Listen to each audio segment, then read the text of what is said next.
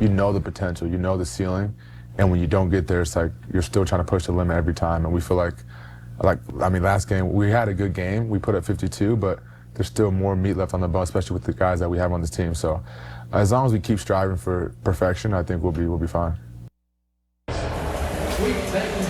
52 points isn't good enough, not for Amon-Ra St. Brown and this Lions team. Since he was drafted, now entering his 5th season, 2 games into it, St. Brown has become a staple in this Lions organization. Last week he had 3 touchdowns, and he's making a bigger impact in our community, beginning the St. Brown Foundation with his 2 brothers. The focus? Improving literacy in Detroit and doing it in fun ways.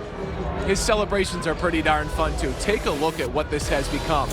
From a cereal deal endorsement, a bobblehead, a Madden video game celebration, and now Long Family Orchard in Commerce Township, making him a corn maze. We talked one-on-one with number 14 about the latest attempt at an all-pro season and a championship run. Dan called the connection between you and Jared Goff an art form. How would you describe it? I mean, we've been together now going on to our 5th year. And I think every year it just gets a little bit better. Goff to the end zone, touchdown, St. Brown. I feel like the more reps you get, the more you're around each other. You just get on this level of where like he understands how I run my routes, what I'm seeing. I mean, we don't have to speak to each other. I get out there, I'm lined up wide. He's at the quarterback position. He sees what I'm seeing. I don't have to look at him. He already knows what I'm thinking. I know what he's thinking.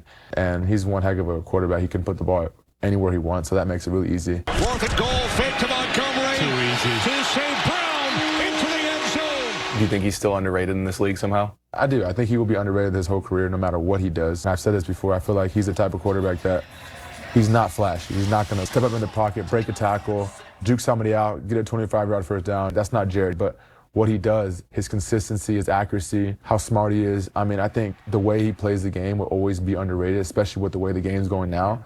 But I kind of see myself in him. I feel like my game is not the flashiest. I'm not going to go, I don't run no 4.3. I'm not blazing fast, not the tallest guy. But I feel like, you know, I get the job done in different ways. And so I see myself in Jared, and I feel like we'll always have that chip on our shoulders no matter how good we do, whether we win a Super Bowl, whether we don't. For the rest of our careers, we'll have that, and that's what I feel like, you know, fuels us. The touchdown celebrations, man, people love them. Touchdown!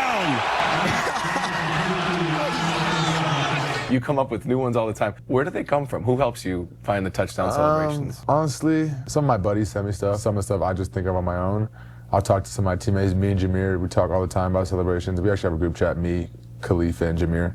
It's called like the Selly chat.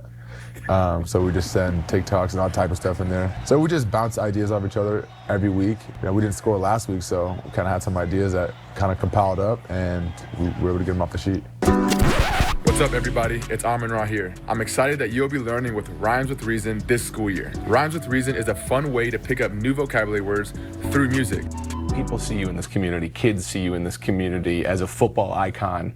How much do you hope that this new chapter in Amon-Ra St. Brown's life, in the St. Brown Foundation's first steps, maybe change the way people look at you? I feel like, you know, they look at me and they see all the work that I put on the field, catching the jugs machine, all the extra work that I do.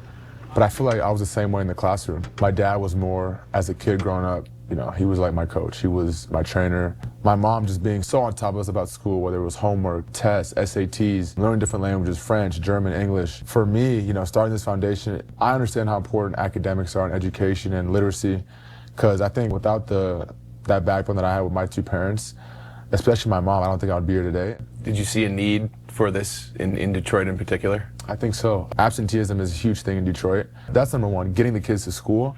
And then once they're in school, understanding that it's not always a job, just trying to make it fun. We're going to find a way to make it fun for the kids while still learning and teaching them how important school is and reading and just being on top of it every single day and stacking days. I think that's the most important thing. That was Durfee Elementary, the first 100 students to be recipients of the program. 5 Iron Golf in Detroit on November 3rd. St. Brown will be there for Strike for Literacy, the big new fundraiser for the foundation.